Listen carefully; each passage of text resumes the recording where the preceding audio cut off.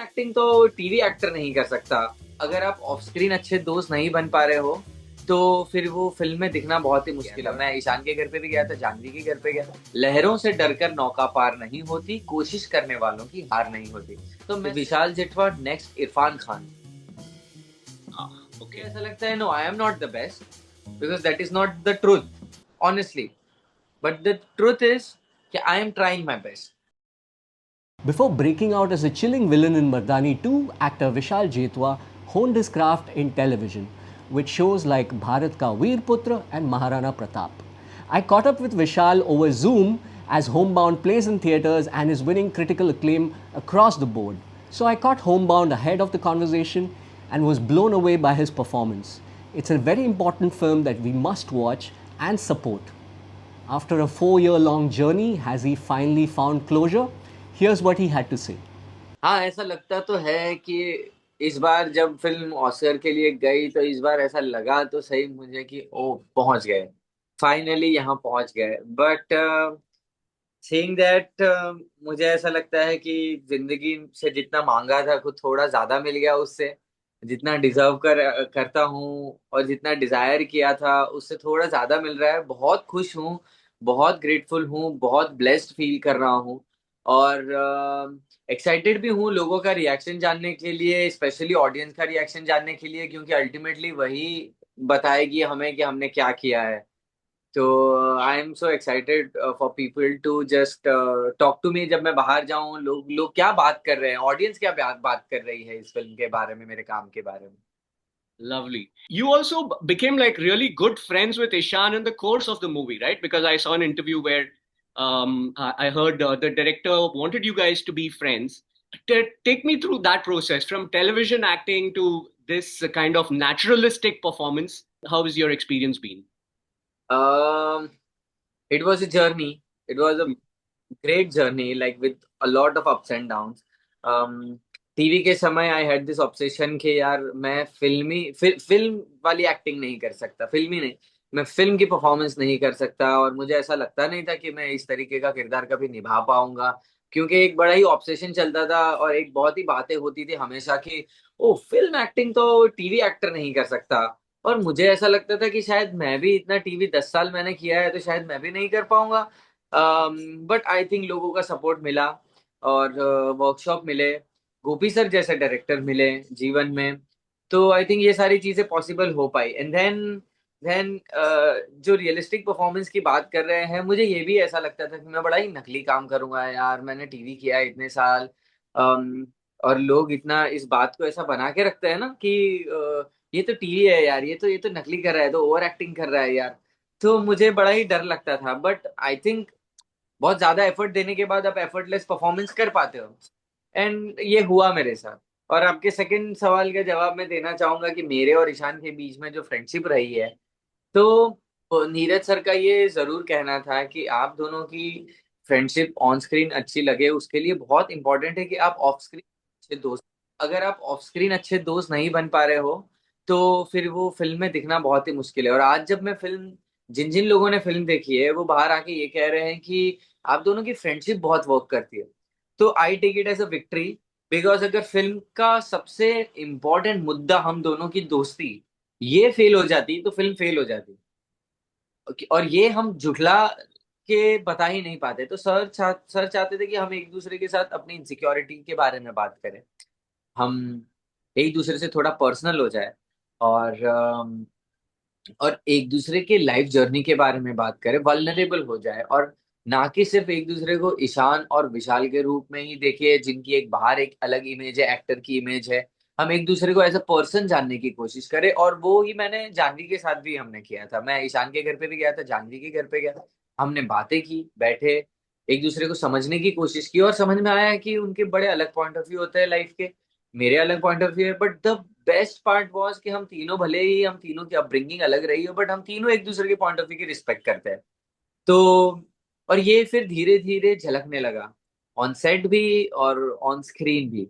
और I think that is why I I feel कि ये एक जो आइस ब्रेक करना होता है जेन्युइनली वो मुश्किल होता है, और वो हो पाए। आई थिंक ये है चीज। So the difference between them and you is that they come from a point of privilege, and I read in interviews that for you it was a struggle. You did come from like humble background and all that. Can you tell our readers a little bit about your life and your journey to how you made it? Like, तो मेरे लिए एक बात बहुत ही हमेशा बचपन से थी मेरे अंदर। वो था एक फायर, और वो एक पागलपन। वो हमेशा मेरे अंदर रहता है कि कुछ करके दिखाने की चाह। और एक समय तक नहीं थी, मैं अपने गुरुजी को मिला था, शोएब खान सर को, उन्होंने मेरे अंदर ये बात डाली और मुझे जिंदगी में ऐसा सिखाया कि आप एक अच्छे एक्टर बनने से पहले एक अच्छे इंसान बनो। And I remember my first day of acting class when sir taught me के नेवर गिव अप। हमारी हमारी जो स्कूलिंग हुई वो ऐसी ही हुई। ओके, आया मुझे अभी बड़ा हिट कर गया ये चीज। बात ये है कि हमें एवरी डे, जैसे ही मैं एक्टिंग क्लास में गया था, फर्स्ट डे हमें एक पोएम पढ़ने के लिए कहा था, हिंदी पोएम। और मुझे लगा कि ये क्या है यार, मतलब ये क्या बोरिंग सी चीज हो रही है, सर ने हमें पढ़ा रही है, हमें बोल रहे हैं कि एक पोएम पढ़ो। और एवरीडे हमें एक बहुत ही इंपॉर्टेंट पोएम पढ़नी थी, जो हरिवंश राय बच्चन सर की कविता है। लहरों से डरकर नौका पार नहीं होती, कोशिश करने वालों की हार नहीं होती।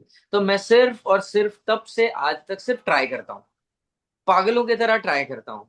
बहुत सारे रिजेक्शन मिलते हैं, बहुत सारे फेलियर मिलते हैं, रोना आता है, सेल्फ डाउट होता है, बट वो एक चीज है जो नहीं छोड़ता, वो है ट्राई करना। बस मैं ट्राई करता हूँ। मुझे कुछ कुछ लोग जब ऐसे कमेंट करते हैं कि यार Vishal you are the best, मुझे ऐसा लगता है no, I am not the best, because that is not the truth, honestly. But the truth is कि I am trying my best. तो मैं I am not the best, but I am just trying my best. और I think वही चीज लोगों को ऐसा दर्शाती है। तो आई थिंक वो फायर, वो पागलपन मेरे अंदर जब तक जिंदा है, तब तक ही आई थिंक ये सब कुछ हो पा रहा है। और उसके बाद क्राफ्ट से और कला से आपका लगाव, आपका जो प्यार है, वो देखो, सारी चीजें जबरदस्ती नहीं की जा सकती, आपके अंदर भी कुछ बातें होती है। और ऐसा लगता है कि वो कला के प्रति प्रेम जो है ना, वो आपका अंदर एक बार जाग गया तो उससे बड़ा नशा नहीं है कोई। तो बहुत बहुत नशा आता है मुझे जब कोई अच्छा परफॉर्मेंस देख लेता हूँ मैं, या अच्छा कोई गाना सुनता हूँ, तो मैं एक अलग ही वर्ल्ड में होता हूँ और एक मेडिटेशन जैसा प्रोसेस लगता है मुझे। तो आई थिंक ये जर्नी मेरी रही है, बहुत सारे फेलियर्स वाली, बहुत सारे रिजेक्शन वाली, डायरेक्टर से गालियां सुनने वाली, लेफ्ट आउट फील होने वाली। और इनसिक्योर तो मुझे फील नहीं हुआ है, एटलीस्ट वो एक मैं बहुत ही सेफ रहा हूँ हमेशा। बट लेफ्ट आउट फील होने वाली और ऑकवर्ड फील होने वाली कि पार्टीज में जा रहे हैं, कैसे बात करेंगे कैसे नहीं, आपको पता नहीं है, आपको लगता है आप अलग हो, आप लोगों के साथ घुल मिल नहीं सकते, ये सारी चीजें बहुत ही हुई है। just tell me about the pandemic. In 2020, when the coronavirus thing happened, what was your mindset like? What were you doing? मैं फैमिली के साथ था। मैं तो बहुत लकी रहा हूँ कि मैं फैमिली के साथ था और हम घर पे ज्यादा से ज्यादा प्रोडक्टिव चीज करने की कोशिश करते थे। बट कुछ समय ऐसा आ गया था जब मम्मी की तबीयत खराब हो गई थी और हॉस्पिटल में हमें जाने नहीं दे रहे थे। तो मुझे वो 3-4 रातें याद है जब मॉम हॉस्पिटल में थे और हम घर पे। तो बड़ा ही डर लगता है, जायज सी बात है।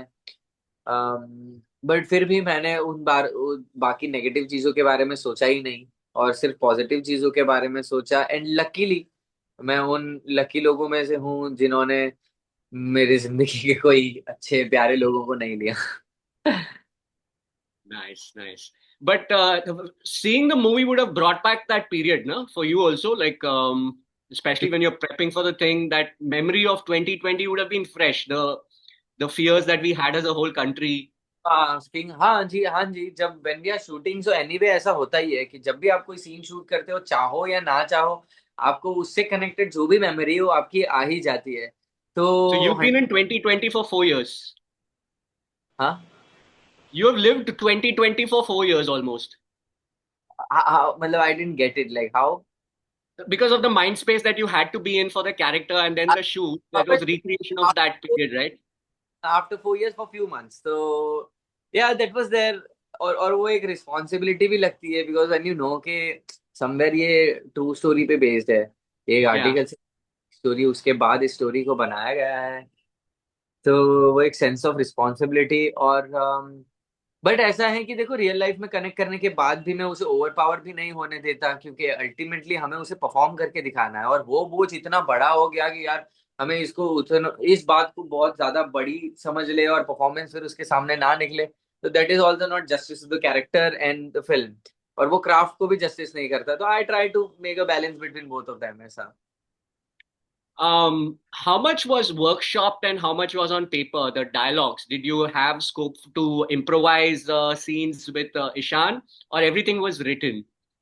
नो नो, हमने देखा जाए तो एक एक फिल्म का कोई एक हद तक राइटिंग ऑलरेडी हो चुकी थी, बट उसके बाद सर क्या करते थे, हमारे साथ बैठते थे और सीन डिस्कस करते थे। हम एवरी डे कुछ ना कुछ उसमें चेंज करते जा रहे हैं। हमें यही पता था कि हमें चेंज, हमें ऐसा नहीं है कि अब यहाँ पे पहुंच गए, नहीं, जब तक हम फिल्म पे वो शूट नहीं कर लेते तब तक उसमें कुछ ना कुछ चेंजेस होते रहेंगे। इवन आफ्टर शूटिंग उसमें चेंजेस होते रहेंगे। इसे बेस्ट प्रोडक्ट बनाने के लिए हमारे प्योर इंटेंशन से जो अच्छा हो सके करेंगे। तो कुछ उसमें डायलॉग्स ऐसे होंगे जो मैंने ऐड किए, कुछ उसमें परफॉर्मेंस ऐसी थी जो लिखी नहीं थी, मैंने बस कोशिश की और अच्छी निखर के आ गई। It's a team effort. ऐसा भी हो सकता है कि एक स्पॉट दादा है, उन्होंने बोला कि सर ऐसा नहीं होता ऐसा होता, उनकी बात भी मानी गई है।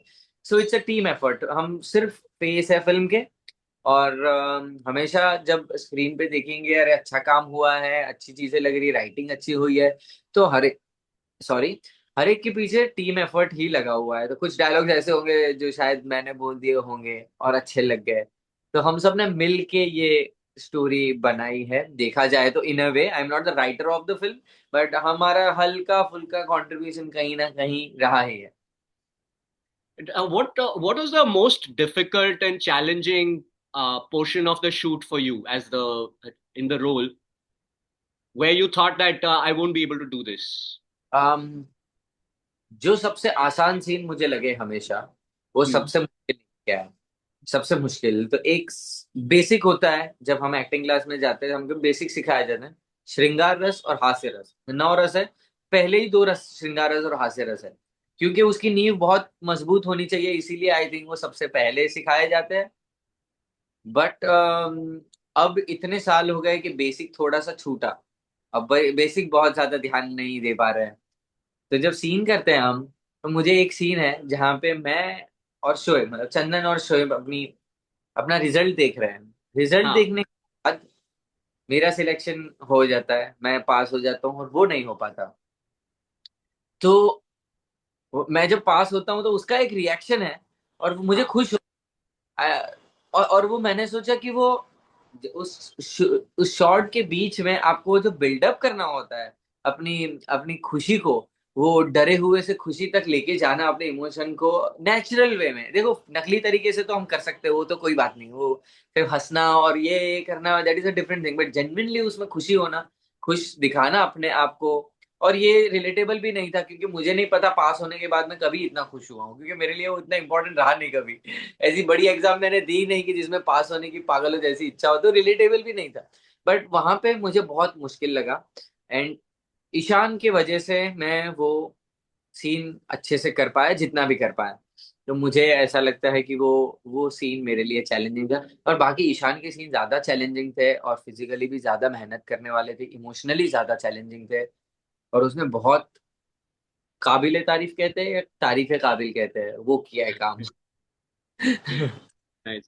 Best compliment that you have got for your work so far oh, for this film ना, for this film? मैं बताऊं, मुझे एक कॉम्प्लीमेंट मिला जो मैं ले नहीं पाया।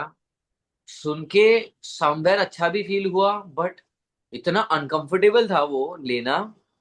किसी ने अभी एक पोस्ट किया था, मैं नॉर्मली सारे पोस्ट अपनी स्टोरी पे डाल रहा हूँ, जो भी फिल्म रिलेटेड आ रहा है मैं सारी चीजें डाल रहा हूँ। ये मैंने डाला ही नहीं, बिकॉज उसमें क्या लिखा था कि Vishal Jethwa next Irfan Khan. Ah, okay. मैंने कहा Complex. बहुत बड़ी चीज है, मतलब मैं एकदम घबरा, मैं बताऊं, पता नहीं, मुझे ऐसा लग रहा था कितना अनकंफर्टेबल है ये सुनना। ये किसके बारे में बात कर रहे हैं, लेजेंडरी इरफान खान सर के बारे में, और मुझसे कंपेयर कर रहे हैं। कंपेयर भी नहीं, मतलब बोलने को ही डर लग रहा है, नहीं कुछ नहीं। तो मैंने वो चीज अपनी स्टोरी पे भी नहीं डाली, ऐसे ये नहीं डाल सकता मैं यार। Nice. Very nice. What's बड़ा what's नहीं ले पाया, नहीं ले सकता, हक नहीं है, जरा भी हक नहीं है, दूर दूर तक। lovely. What's next for you? What are you doing next? मैं स्क्रिप्ट पढ़ रहा हूँ। मैं Mhm. बहुत सारी चीजें पढ़ रहा हूँ और नरेशन ले रहा हूँ मैं। कुछ अच्छी चीजें भी आ रही है, कुछ पुरानी चीजें जो रिलीज होनी बाकी है। अम, मुझे लगता है कि थोड़ा और ज्यादा आगे जाने के बाद बात करूंगा इस पे। You want to do more character based roles that show off your acting skills, or do you also want to do the mainstream kind of acting, the star type of तो acting? ये तो मैं आपको ये कहूँ कि even main stream में ऐसा नहीं है कि एक्टिंग नहीं होती। मेन स्ट्रीम में भी परफॉर्मेंस, वो भी एक तरीके का परफॉर्मेंस है, वो भी कला ही है। माना कि वो स्लो मोशन वगैरह यूज करते हैं और उनके इमोशन अलग होते हैं, और वो भी एक क्राफ्ट है, वो भी हर एक लोग नहीं कर पाते हैं। हर एक लोग के बस की बात नहीं है। और वो जॉनर मैंने कभी इतना अच्छे से टैप नहीं किया, लोगों ने मुझे उस रूप में नहीं देखा। तो मैं लोगों को वो खाना भी देना चाहूंगा जो उन्हें खाना है, जैसे मैंने आर्टिस्टिक काम किया है। But at the same time मैं लोगों को एक नया एक्सपेरिमेंट करके भी देना चाहता हूँ, क्योंकि मैं एक बड़ा ही लालची एक्टर हूँ। मैं चाहता हूँ कि मैं different different kind of role करूँ, different different kind of genre करूँ, और कमर्शियल फिल्में भी बहुत ज्यादा करूँ मैं। और at the same time artistic काम भी बहुत ज्यादा करूँ, जो बड़ा ही आर्ट सिनेमा लगे। मुझे कुछ नहीं छोड़ना। आया हूँ तो मैं सब कुछ करके जाना चाहता हूँ। So, like Cannes visit, you went to Cannes, right, for the premiere of the film. For ji. Homebound, you went to Cannes. What was your favorite moment of the whole experience of the Cannes? Was that the high point of Homebound? या तो दो moment can के, दो तीन moment मुझे can के बहुत याद आते हैं। सबसे पहला तो ये कि जो रेड कारपेट पे वॉक थी हमारी, वो रेड कारपेट पे चलना, वो लिविंग माई ड्रीम था। I was living my dream. बहुत रिलैक्स, कूल, शांत फील कर रहा था मैं। हर एक मोमेंट को मैंने अपने आंखों में कैप्चर करके रखा है, जो जिंदगी भर अपने पास रखूंगा। एक तो ये। उसके बाद 9 मिनट का स्टैंडिंग ओवेशन कैन में, वो फीलिंग बहुत अलग थी। बहुत ब्लेस्ड फील कर रहा था मैं। और ऐसा ही है, हर जगह बोलता हूँ, ये चीजें अर्न करनी पड़ती है। ये कोई आपको पैसे से खरीद के नहीं देता। तो ये अगर हम अर्न कर पाए, 9 मिनट का स्टैंडिंग ओवेशन ऐसी जगह पे जो आपकी लैंग्वेज पूरी तरीके से नहीं समझ पा रहे हैं, फिर भी वो इतने फिल्म से कनेक्ट करके आपके जोक के साथ हंस रहे हैं, आपके रोने के साथ रो रहे हैं, तो वो एक मोमेंट। और इन सब के सबसे बड़ा मोमेंट ये, कैन में मम्मी के साथ जाना, वो एक बहुत प्राउड की बात। उस बात का अगर कोई कहे कि विशाल बड़ा घमंडी है, तो मैं हूं, क्योंकि मैं अपनी मॉम को कैन हाथ पकड़ के चला के लेके गया था। Lovely, lovely. I'm so happy for you, Vishal. I'm so happy for you. And I wish you all the best. Thank you so much for talking to the Hindu. This was a lovely conversation. And all the best for the film. May more people watch it. It's such an important film of our times that it's a great reminder of the period that was. And what I really loved about it is how the sense of humanity transcends everything, you know, whether it's caste or the idea of friendship and human relationships. The way they heal so much in a country where so much goes wrong was so beautifully and poetically captured. I love the visual of the cracked feet of the mother. That's a haunting visual that will always stay with me. Thank you so much again, Vishal. Thank you so much for noticing everything in detail and appreciating it. Thank you so very much.